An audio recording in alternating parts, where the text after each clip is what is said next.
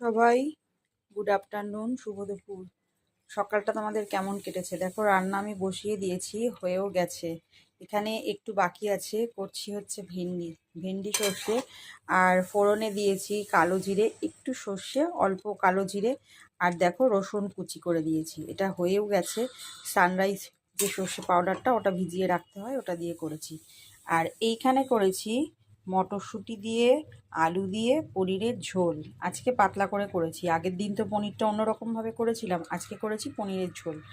ভাতও হয়ে গেছে, আর আছে ডাল, অল্প ডাল আছে, স্যালাড কেটে নেব। তো আজকের লাঞ্চ তো আমার রেডি হয়ে গেছে, তাড়াতাড়ি রান্না আজকে করে ফেলেছি। আর তোমাদের সব খবর কি? সবাই ভালো আছো তো? রান্না বান্না কদ্দূর হলো? তো টাইম মতন লাঞ্চ করে নিও সবাই, ভালো থেকো। আর আমার ভিডিওটা কেমন লাগে অবশ্যই কিন্তু কমেন্ট করে জানিও। সবার দিনটা ভালো কাটুক, সবাই সুস্থ থাকো। টাটা।